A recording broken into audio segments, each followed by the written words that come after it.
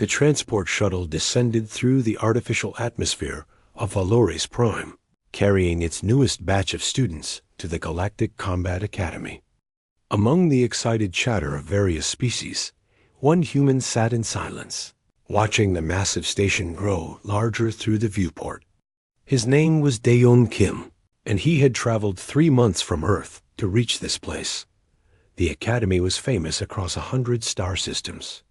Warriors from every corner of the galaxy came here to train, to prove themselves, to learn the combat arts that had been refined over thousands of years.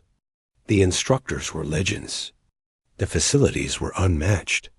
And the students were the finest their species had to offer. Daeyeon was none of these things.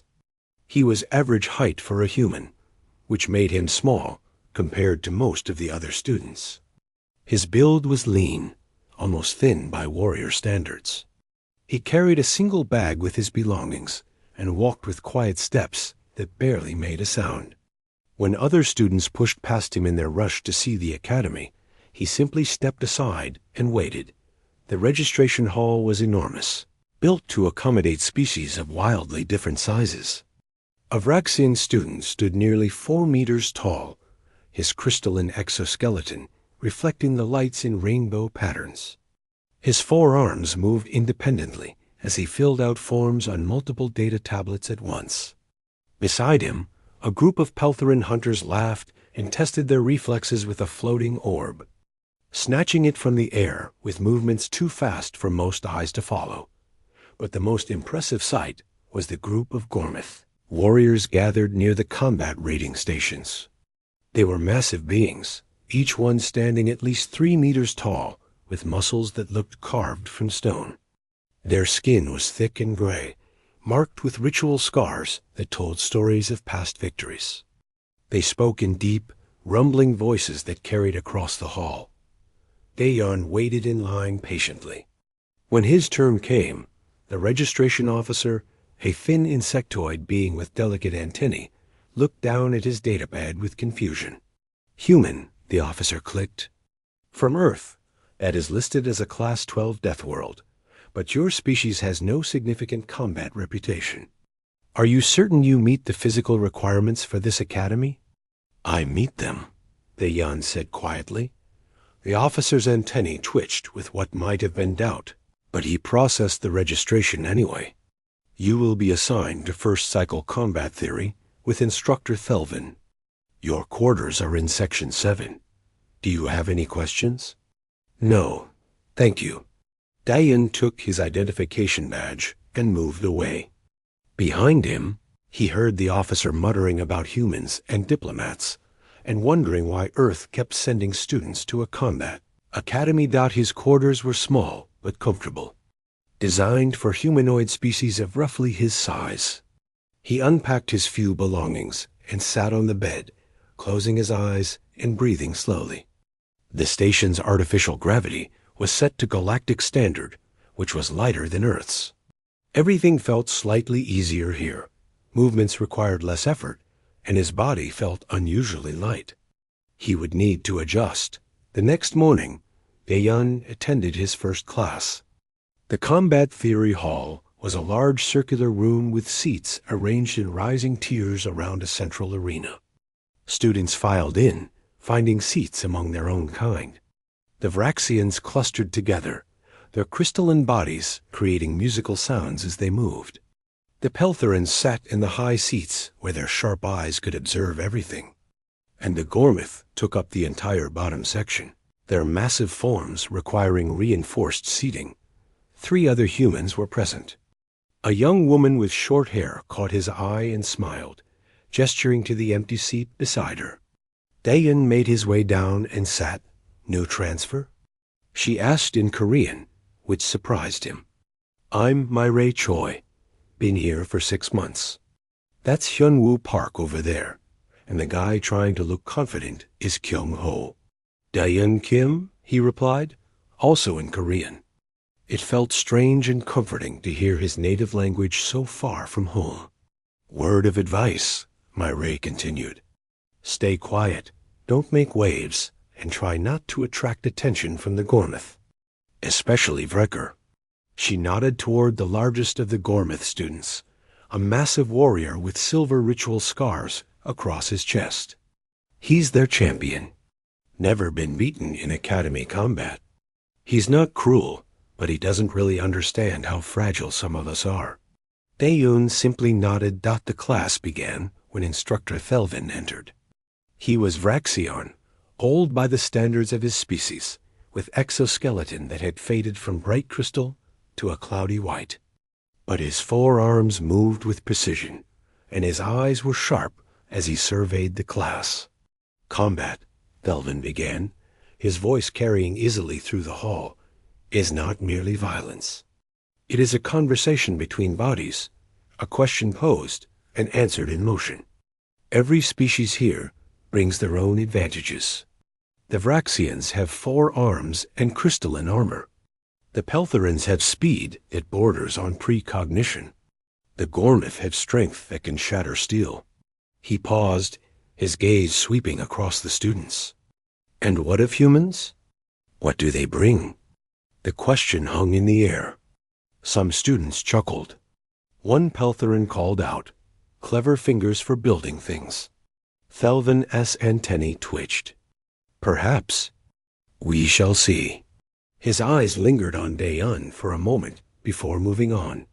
The class continued with lectures on combat philosophy, the theory of force application, and the principles of tactical advantage. Daeun listened carefully, never taking notes, simply absorbing the information. Myray whispered comments and observations throughout, trying to be friendly, but Daeun only nodded or made brief replies. When class ended, students rushed toward the training facilities. Sparring matches were being organized, and everyone wanted to test themselves against the competition. Myray invited Daeun to join them for observation, and he agreed. The training arena was massive, with multiple rings for different types of combat. In one ring, 2 Peltherans moved in a blur of motion, their strikes and blocks happening faster than most species could perceive. In another, Vraxians practiced formation combat with their multiple arms working in perfect coordination.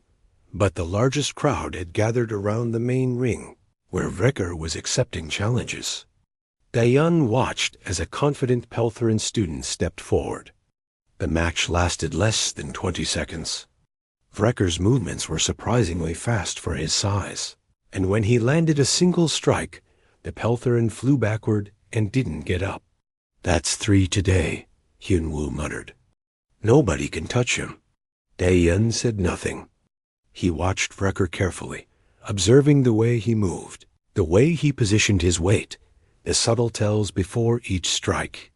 The Gormith was skilled, no doubt, but like all fighters, he had patterns.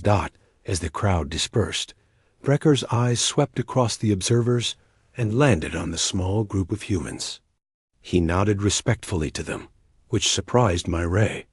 He's actually honorable, she explained to Daeun as they walked back to quarters. Most of the strong ones are. They don't pick on weaker species for sport, but that also means they don't hold back if you challenge them. That night, Daeun sat in his quarters and practiced breathing exercises his grandfather had taught him. Slow breaths, deep and controlled, feeling the way his body responded to the lighter gravity. He moved through forms in slow motion, ancient techniques passed down through generations, refined over centuries of practice. Tomorrow would bring more classes, more observations, more learning. He was in no hurry. Patience was as important as any technique. His grandfather had taught him that as well. Outside his window, the stars wheeled slowly in the void, and Daeun moved through his forms in silence. A quiet student from a distant death world, unnoticed and underestimated by all who saw him. 3 weeks passed at the Galactic Combat Academy, and Daeun settled into a routine that seemed to confirm everyone's expectations about humans.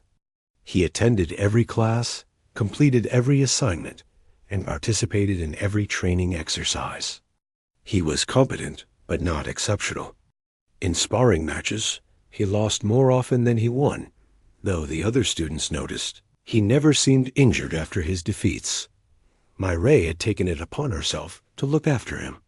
She would save him a seat in lectures, warn him about difficult instructors, and offer advice about navigating the complex social structures of the academy. Hyun-woo and Kyung-ho joined them for meals, and slowly the four humans formed a small group within the larger student body.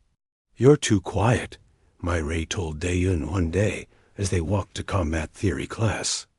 "People think you're afraid. You should speak up more, show some confidence." Dae-yun considered this. Would that change anything? Maybe. At least they'd know you have opinions. "I'm learning," he replied simply. "There's value in listening." In class that day, Instructor Thelvin introduced a new concept. His four arms moved gracefully as he demonstrated on a holographic projection. Today we discuss the principle of economy of motion. In perfect combat, no movement is wasted. Every action serves a purpose. Energy is conserved and redirected rather than opposed directly. He projected an image of a theoretical fighter, each movement traced with glowing lines. This is the ideal. No species has achieved it completely. We all carry biological imperatives, instinctive responses, emotional reactions that create inefficiency. The Gormith instinct is to meet force with greater force. The Peltherin instinct is to rely on speed above all else. Every species has their bias. Vrecker, sitting in his usual place at the front of the Gormith section, raised one massive hand. "Instructor, why does efficiency matter when power can overcome any defense? If you hit hard enough, the opponent falls. This is simple truth." Several students nodded in agreement. A Peltherin called out, "And why does power matter when speed can strike before the opponent reacts?" The class erupted into debate. Different species argued for their natural advantages, each convinced their approach was superior. Thelvin let the discussion continue for a while, his antennae twitching with what might have been amusement. Finally, he raised his arms for silence. "This debate is as old as combat itself. Perhaps a demonstration would teach better than words." His crystalline eyes scanned the class. "I need a volunteer to face Champion Vrecker in a controlled bout. Not to win, but to demonstrate defensive efficiency against superior strength." The room fell silent. Nobody wanted to volunteer for what sounded like a guaranteed beating, even a controlled one. Vrecker was simply too strong, too skilled. Even the most confident students had learned to respect his abilities. Vrecker's gaze moved across the silent students and landed on the human section. His eyes settled on Dae-yun, who had remained quiet throughout the entire debate. "The silent one," Vrecker said, his deep voice carrying easily. "You have not spoken once in this discussion. Do you have no thoughts on combat efficiency? Or perhaps you would prefer to demonstrate your species' famous cleverness in the arena?" All eyes turned to Dae-yun. Murray's face showed alarm. She started to speak, perhaps to object or deflect, but Dae-yun raised his hand slightly to stop her. He looked directly at Vrecker and spoke clearly for the entire class to hear. "I accept." The classroom erupted in whispers. Myray grabbed Dae-yun's arm. "Are you insane? He'll destroy you." "Perhaps," Dae-yun said calmly. Instructor Thelvin's antennae stood straight up in surprise, but he recovered quickly. "The challenge is issued and accepted according to Academy protocol. The bout will take place in 3 days in the Grand Arena, during the general training period. All students may observe." Vrecker stood and approached the human section. Up close, his size was even more intimidating. He looked down at Dae-yun with what might have been respect. "I do not wish to injure you, small one. But if we fight, I will fight properly. It would be disrespectful to do otherwise." Dae-yun bowed slightly. "I would expect nothing less. Thank you for the honor." The Gormith seemed pleased by this response. He returned the bow and walked back to his seat, already discussing training methods with his fellow GOR math dot as the class dispersed. Hyunwoo caught up with Daeyeon in the corridor. "What are you thinking? Wrecker is the academy champion. He's twice your height and 10 times your weight. This isn't like our sparring matches. He could seriously hurt you, even if he's being careful." "I won't be hurt," Daeyeon said simply. "How can you be sure?" "Because I know what I'm doing." Mai joined them, her expression worried, but also curious. "I've trained with you. You're good, better than you let on in class. But this is different. This is Wrecker. Even if you have some secret technique, his strength is overwhelming." Daeyeon looked at both of them. "My grandfather taught me that strength is not just about force. It's about understanding, about timing, about knowing exactly where and when to act." He paused. "I've been watching Wrecker for 3 weeks. I've seen every match he's fought. I understand how he moves." "Understanding and surviving are 2 different things," Hyunwoo said. "We'll see." Word of the match spread through the academy faster than station gossip. By evening, every student knew about the challenge. The betting pools opened immediately, with odds heavily favoring Grissi. Most bets predicted the match would last less than 10 seconds. Some students expressed sympathy for the quiet human. Others called him foolish or accused him of seeking attention through a spectacular defeat. Daeyeon ignored all of it. He followed his normal routine, attending classes and training as usual. But those who watched closely noticed small changes. He spent hours in the meditation chambers, sitting perfectly still in positions that looked uncomfortable. When he did practice in the training halls, he moved in slow motion, performing strange exercises that didn't match any recognized combat. Style. Kyung-ho found him one evening in the high-gravity training room. Daeyeon was practicing forms under gravity, set to 1.8 standard, nearly twice the Academy's normal setting, and significantly higher than Earth's gravity. Sweat covered his face, but his movements remained controlled and precise. "How long have you been training like this?" Kyung-ho asked. "Since I arrived," Daeyeon replied, not stopping his practice. "The light gravity here makes everything too easy. I need to maintain what I built on Earth." "What exactly did you build on Earth?" Daeyeon completed his form and straightened, breathing deeply but steadily. "My grandfather was a master of old fighting arts. He started teaching me when I was 5 years old. Every day for 15 years, we trained. Not sport fighting, not competition, the kind of combat that was designed for survival. But you lose matches here all the time. Because I'm learning how different species fight. Their patterns, their instincts, their weaknesses." Daeyeon picked up a towel and wiped his face. "I could have won more sparring matches, but winning would have taught me less than losing did." Kyung-ho stared at him. "You've been holding back this whole time?" "I've been learning." 2 days before the match, Instructor Thelvin visited Daeyeon's quarters. The old Vraxian moved with the careful precision of someone who had seen many battles and survived them all. He looked at the human student with eyes that seemed to see more than most. "I have researched your homeworld more thoroughly," Thelvin said without preamble. "The standard information lists Earth as a death world, but I discovered the full classification. Class 12. That is higher than I initially realized." He paused. "The gravity is significant. The atmospheric oxygen levels are dangerous. The evolutionary predators are numerous. The disease load is extreme. Your species evolved under conditions that would hospitalize most galactic citizens." "Yes," Daeyeon said simply. "Why did you accept Wrecker's challenge?" "Because he offered it with respect. He didn't mock me or try to humiliate me. He gave me honor by suggesting I might teach the class something valuable." Daeyeon met the instructor's eyes. "And because the lesson you are trying to teach is important. The class needs to understand that combat is more than just natural advantages.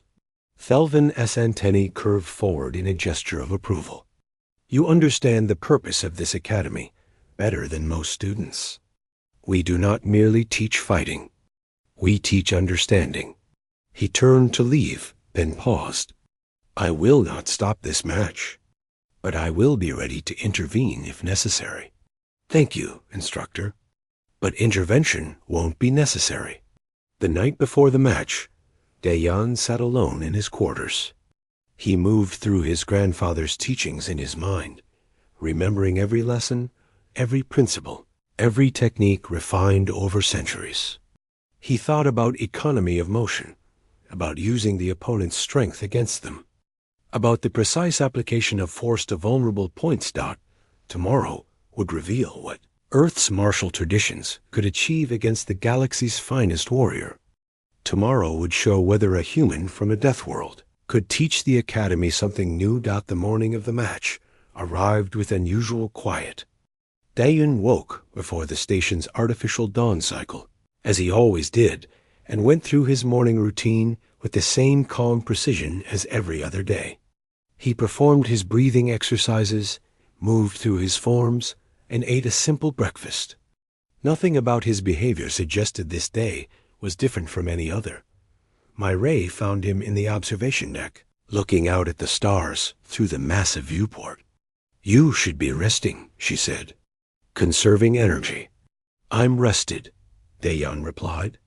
And my energy is fine. Are you nervous at all? He considered the question honestly. No, nervous would mean I'm uncertain about the outcome. I'm not uncertain. That's either the most confident thing I've ever heard or the craziest, Myray said. She stood beside him, looking out at the same stars. Dayan, everyone knows you're going to lose. Nobody expects you to win. You could withdraw now, say you're injured or sick. There's no shame in it. I'm not going to withdraw. Then what are you going to do? What my grandfather taught me to do. What humans have always done when facing stronger opponents. He turned to look at her. We adapt. We find the weakness. We use precision instead of power. The grand arena filled steadily throughout the morning. Students from all cycles poured in, eager to witness what most expected to be a quick demonstration of Gormith's superiority. The betting pools had closed with overwhelming odds favoring Wrecker. Some bets focused on how many seconds the match would last. The longest prediction was 30 seconds. Hyen Wu and Kyung Ho sat in the human section, both looking worried. Around them, other species chatted excitedly. The Vraxians discussed technique with their musical voices. The Peltherans wagered on exact timing. The Gormiths sat confidently, certain their champion would uphold their honor. Instructor Thelvin stood at the edge of the combat circle, his 4 arms folded. Other instructors had gathered as well, curious about what had prompted this unusual match. Word had spread through the teaching staff that the old Vraxian had discovered something interesting about Earth's classification. Wrecker entered the arena first, and the crowd erupted in cheers. He was an impressive sight, standing 3 meters tall with muscles that looked carved from mountain stone. His ritual scars caught the light, each one telling a story of past victories. He raised his arms to acknowledge the crowd, then moved to his side of the combat circle and began his warm-up routine. Each movement displayed his incredible power. When he struck a practice pad, the sound echoed through the arena like thunder. Then Dayan entered, and the cheering died to confused murmurs. He looked even smaller in the vast arena, his plain training clothes making him seem almost insignificant next to Wrecker's impressive form. He didn't acknowledge the crowd. He simply walked to his side of the circle with quiet steps and stood still, breathing slowly and evenly. Myray clenched her fists in her lap. Please don't let him get hurt badly, she whispered to no one in particular. Thelvin called both fighters to the center of the circle. Up close, the size difference was almost comical. Wrecker's chest was level with the top of Dayan's head. The Gormith's arms were thicker than the human's legs. "Standard combat protocols," Thelvin announced, his voice carrying through the silent arena. "Match ends at submission, incapacitation, or instructor intervention. You will stop immediately when I command. This is a demonstration bout, but you may fight with full effort." He looked at each fighter in turn. "Are you ready?" Vrecker bowed deeply to Dayan, the traditional Gormith gesture of respect to a worthy opponent. "I will try not to hurt you severely, Earthling. You show great courage by facing me." Dayun returned the bow with equal formality. "Thank you, Champion Vrecker. Please fight at your full strength. To hold back would dishonor us both. I would be honored to face your true skill." This response clearly surprised Vrecker. His eyes widened slightly, and he nodded with what looked like genuine pleasure. "You bring honor to your species. Very well. I will fight as you request." Thelvin stepped back. His upper right arm rose, then fell. "Begin!" The arena held its breath. Vrecker didn't charge immediately. Despite his size and strength, he was a trained warrior, not a brute. He circled slowly, watching Dayan carefully, looking for stance or positioning that might reveal the human strategy. Dayan simply stood in place, turning slowly to keep Vrecker in view. His hands hung loose at his sides. His breathing remained slow and steady. He didn't adopt any recognizable fighting stance. To the untrained eye, he looked completely unprepared, but those who knew combat saw something different. His weight distribution was perfect. His muscles were relaxed but ready. His eyes tracked Vrecker with absolute focus, not watching the Gormith's entire body, but specific points where movement would originate. Vrecker tested with a jab, a simple straight punch meant to gauge reaction. It was fast for his species, the massive fist cutting through the air with surprising speed. Dayan swayed slightly to the side, and the fist passed harmlessly through the space where his head had been. He moved maybe 10 centimeters. No more than necessary. The crowd murmured. Vrecker tried again, another jab from a different angle. Again, Dayan's minimal movement let the strike pass by. He was reading the Gormith's movements before they fully developed, seeing the tells in shoulder position and weight shift. Vrecker increased his speed, throwing a combination of punches. Left, right, left. Each one could have ended the match if it connected. Each one could have broken bones or caused serious injury. But Dayan slipped them all, his head and body moving in small, precise adjustments. He looked almost relaxed, as if performing a rehearsed dance rather than fighting for survival. The murmurs grew louder. This wasn't what anyone had expected. The human wasn't being overwhelmed. He wasn't even struggling. He was making the champion miss. Vrecker stepped back, reassessing. His expression showed both frustration and growing respect. He had fought many opponents, and none had evaded his strikes so effortlessly. The human's movements were minimal, efficient, exactly what instructor Thelvin had described in his lectures about economy of motion. The Gormith champion decided to end this with power. He planted his feet and chambered his right arm for the devastating technique that had won him the Academy Championship. The Gormith Hammer. A straight punch delivered with full body rotation, maximum speed, and overwhelming force. It had shattered reinforced barriers in testing. It had sent opponents flying across the arena. No defense had ever stopped it. The watching instructors leaned forward. Thelvin's 4 hands tensed, ready to intervene. My ray covered her eyes, unable to watch. Vrecker exploded forward. His massive fist shot toward Dayan's center mass with terrifying speed and power.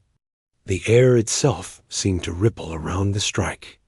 This was the full might of a Gormith champion, the technique that made him undefeated, and Dayan moved, not away, not backward to escape, forward and slightly inward, closing the distance as the massive fist approached.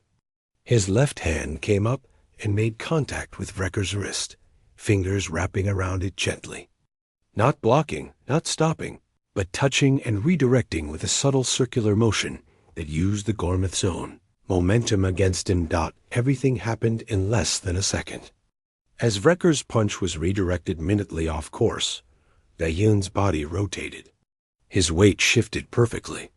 His right hand, held open with fingers together, came around in a smooth arc. Every muscle in his body contributed to the movement, from his feet through his legs, torso, shoulder, arm, and finally his hand.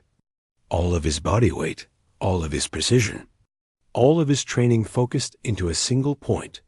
His palm strike connected with Wrecker's solar plexus, the vulnerable point, just below the sternum where the diaphragm was most exposed. The sound was sharp and loud, like a gunshot echoing through the silent arena. The impact rippled through Wrecker's body. His eyes went wide with shock. For a moment, he seemed to hang in the air, his massive form lifted slightly off the ground by the force redirected through him. Then he flew backward, his body traveling through empty space in an arc that should have been impossible for his weight. Wrecker crashed to the arena floor 5 meters away. The impact shook the ground. He lay still, eyes open but unfocused, mouth working but producing no sound. His body had been told, in no uncertain terms, to stop functioning for a critical moment. The entire arena fell into absolute silence. Thousands of students sat frozen, unable to process what they had just witnessed. The mighty Gormith champion lay defeated. The unbeatable warrior had been felled. And standing in the center of the combat circle, hand still extended, breathing calmly, was the quiet human student who had never won a sparring match. Dayun lowered his hand slowly and stepped back, assuming a neutral position. Medical staff rushed forward to attend to Wrecker. Instructor Thelden's voice cut through the silence, formal and clear. Match concluded. Winner by incapacitation, Dayun Kim. The silence shattered as everyone tried to speak at once. The arena exploded with noise, students shouting questions, demanding explanations, arguing about what they had just witnessed. Some claimed it was luck. Others insisted it was a trick. A few suggested Wrecker had deliberately thrown the match, though anyone who knew the Gormith champion dismissed that immediately. Dayun ignored the chaos around him and walked quickly to where the medical staff surrounded Wrecker. The Gormith was conscious now, coughing and gasping as his diaphragm remembered how to function. His eyes found Dayun approaching, and something like wonder showed on his massive face. "What did you do?" Wrecker managed between gasps. "I could not breathe. My body would not respond." Dayun knelt beside him, which put him at eye level with the prone champion. "A palm strike to your diaphragm," he explained in a calm voice. "It temporarily interrupted the nerve signals that control your breathing reflex. Your lungs are fine. Your body is undamaged. But for a moment, the system was disrupted." He paused, genuine concern on his face. "I apologize for the discomfort. It was necessary to demonstrate the technique properly." The medical chief, a Peltherin with extensive experience, scanned Wrecker with her instruments. "The human speaks truth. No damage, no injury. Your breathing will return to normal within minutes." She looked at Dayun with new respect. That was extraordinarily precise. A finger's width in any direction, and the strike would have been far less effective. Wrecker struggled to sit up, and Dayun helped him despite the absurdity of a human trying to support a Gormith's weight. The gesture mattered more than the assistance. Wrecker accepted the help and looked at the human with eyes that had seen combat across many worlds and recognized mastery when it was displayed. "I have fought in tournaments on 7 planets," Wrecker said, his voice still rough. "I have defeated warriors from dozens of species. Never have I been struck down in one blow." He placed a massive hand on Dayan's shoulder, a gesture of profound respect in Gormith culture. You have taught me humility today, Earthling. More than that, you have shown me there is much I still do not understand about combat. Instructor Thelvin strode to the center of the arena, his forearms raised for silence. The crowd gradually quieted, though the buzzing of excited conversation continued underneath.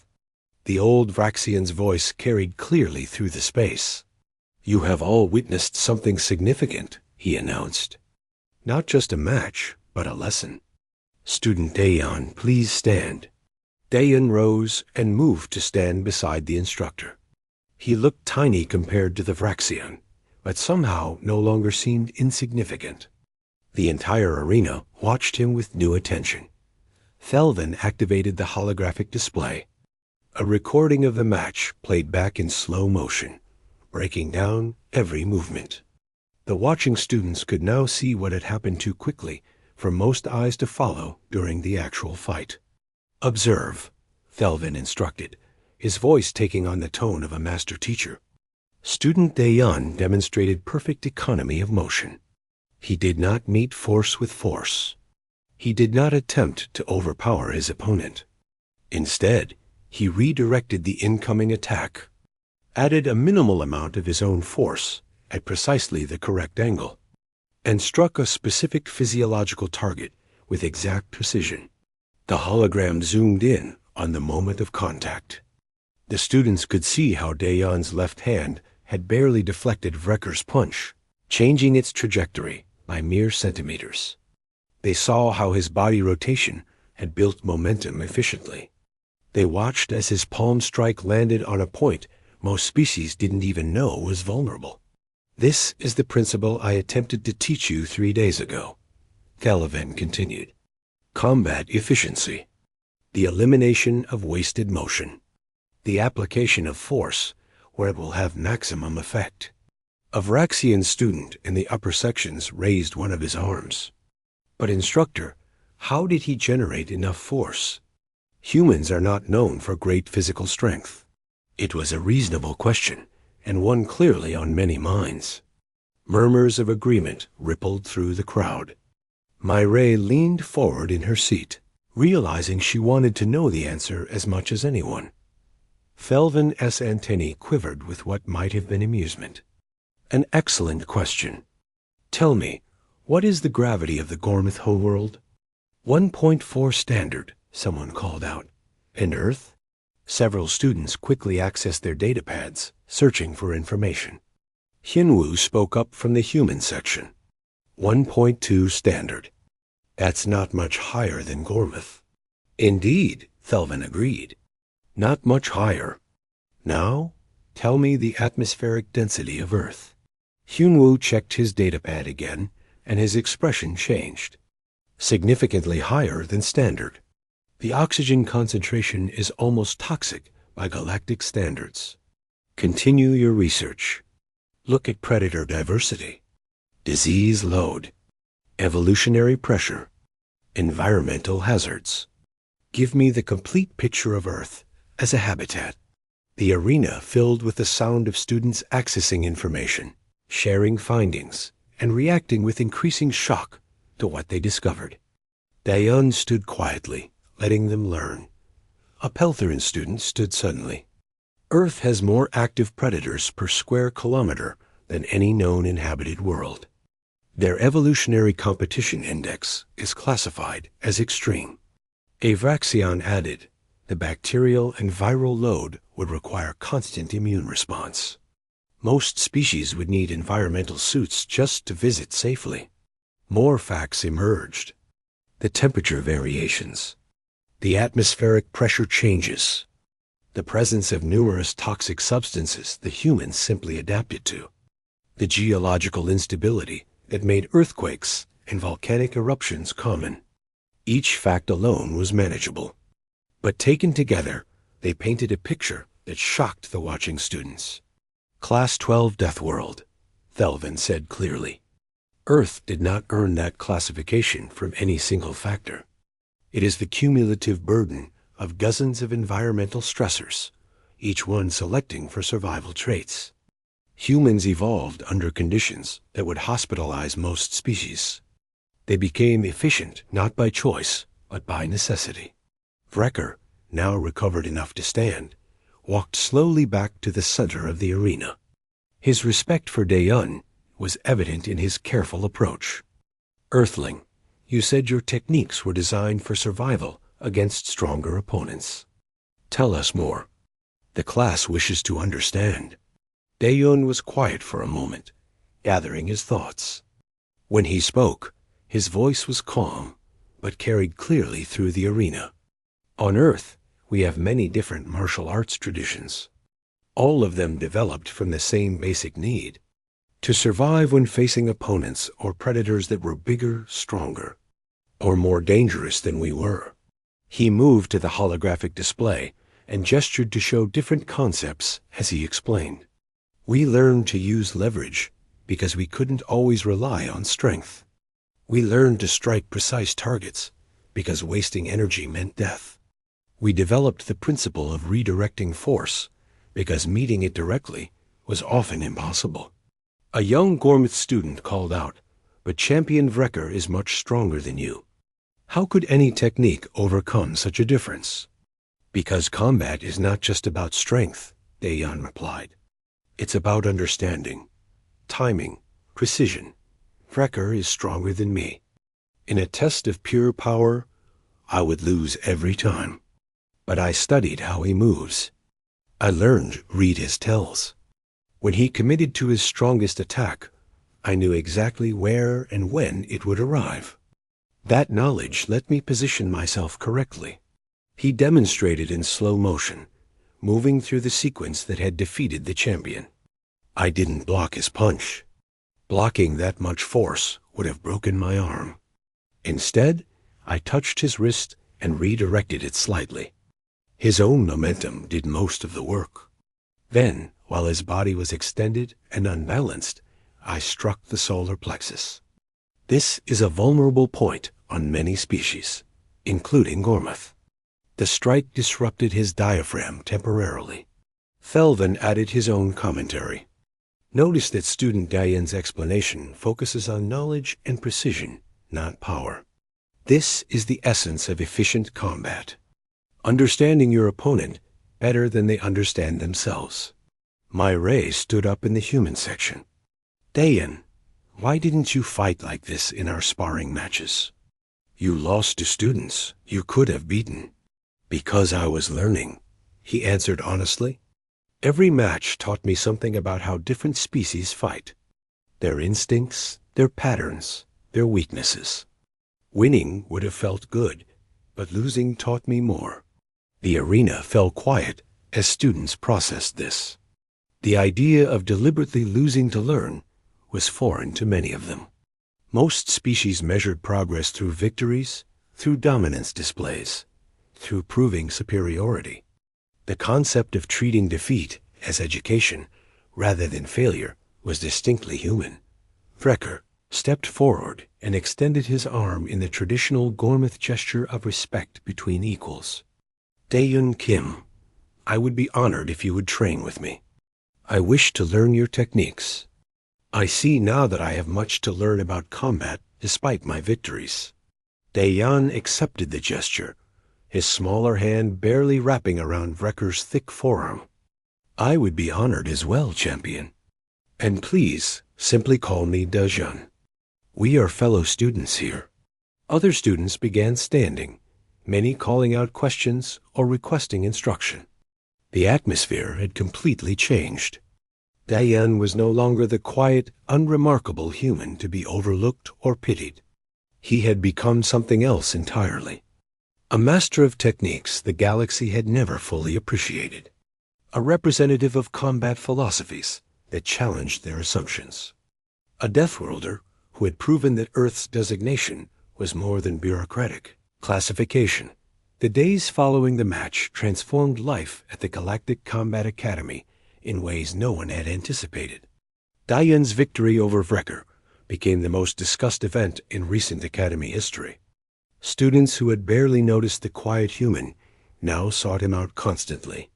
The training halls filled with beings from dozens of species, all wanting to understand the techniques that had felled a champion in a single strike. Instructor Felvin observed these changes with satisfaction. He had suspected there was more to the human student than met the eye, and being proven correct pleased him. More importantly, Daeyeon's demonstration had accomplished what lectures alone never could. The students were thinking differently about combat now, questioning their assumptions, seeking deeper understanding. Daeyeon found himself in an unusual position. He had spent 3 weeks being essentially invisible, content to observe and learn. Now invisibility was impossible. Everywhere he went, students watched him, approached him, asked questions. Some wanted demonstrations. Others sought training. A few simply wanted to understand how a species they had dismissed as weak had produced such a skilled warrior. Mireille laughed at his obvious discomfort with the attention. "You brought this on yourself," she said as they ate breakfast in the station's dining facility. A dozen students at nearby tables kept glancing over, clearly working up courage to approach. "You could have just done the match and left quietly. But you had to go and teach a lesson, too." "Instructor Felvin wanted me to teach the lesson," Daeyeon replied. "I just provided the demonstration he needed." "Right, just a demonstration. That's why half the Academy is now trying to learn Earth martial arts."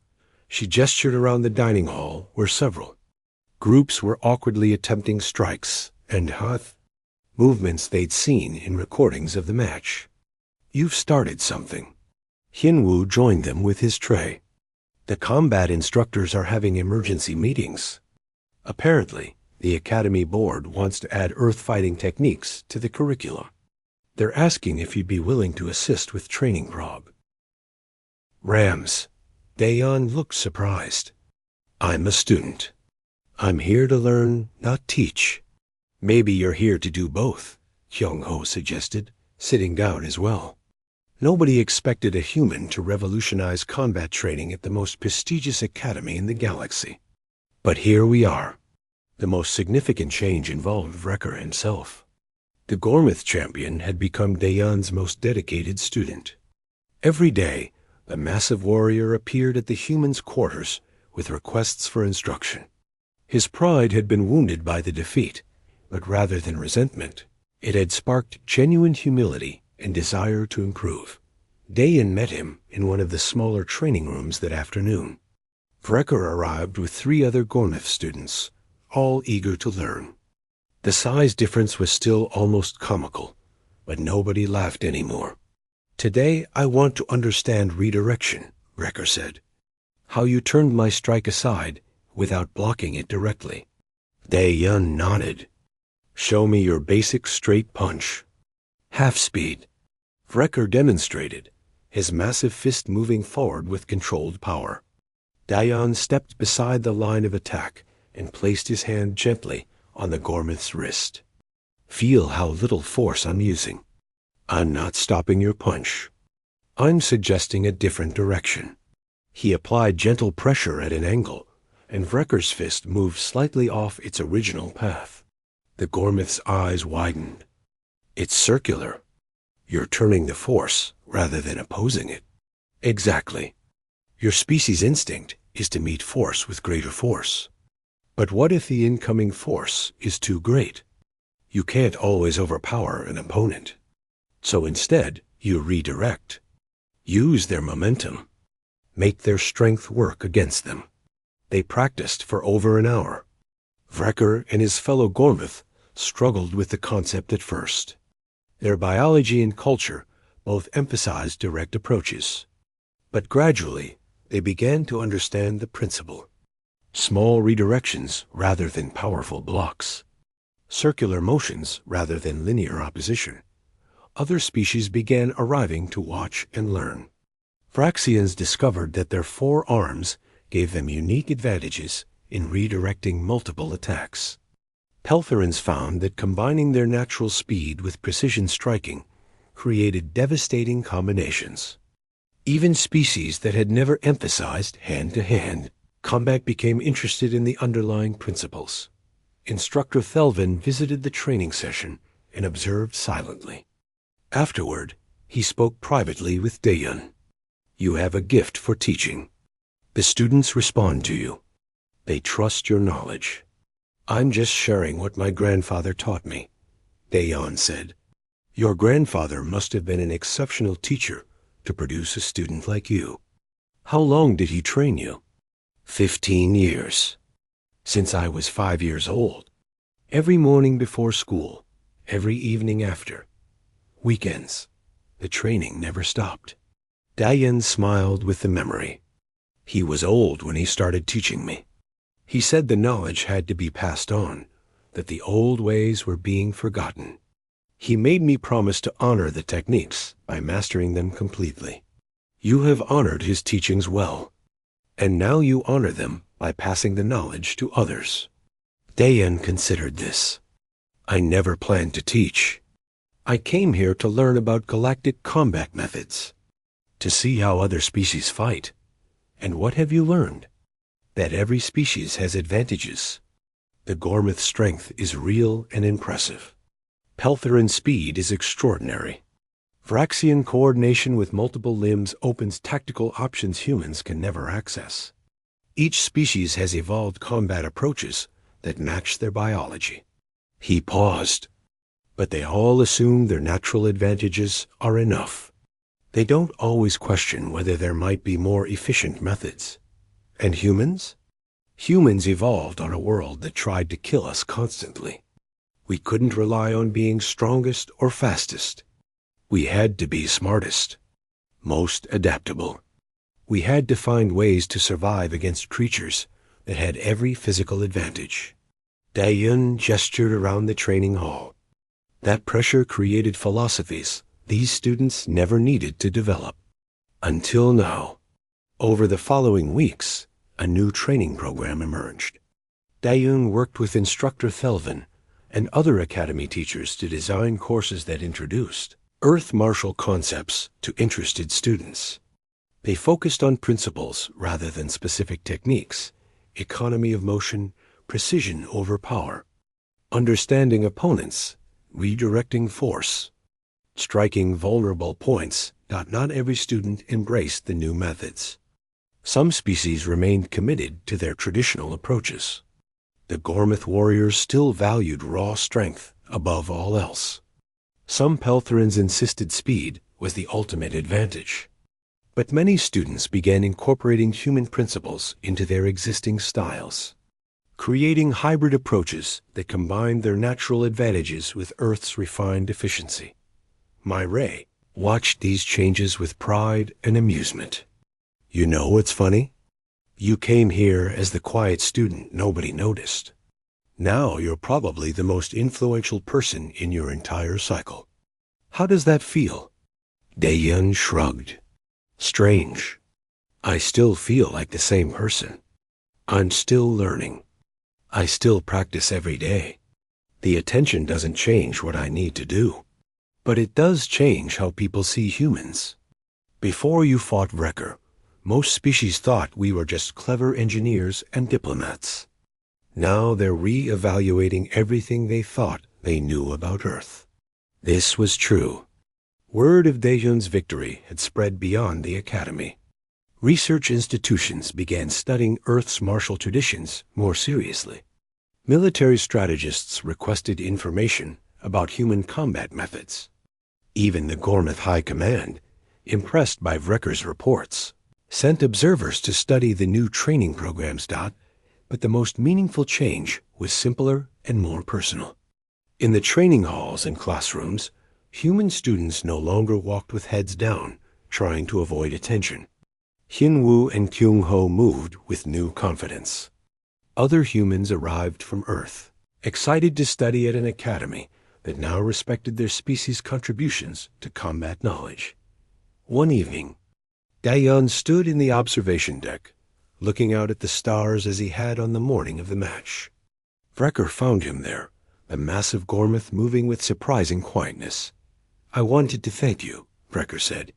for teaching me humility, for showing me there is always more to learn. You would have learned eventually, Dayan replied. Good warriors always do. Perhaps. But you taught me quickly and without permanent damage. The Gormith's expression showed genuine gratitude. In my culture, we have a saying. The greatest victory is the one that makes your opponent stronger. You defeated me, but you also made me a better warrior. That is a rare gift.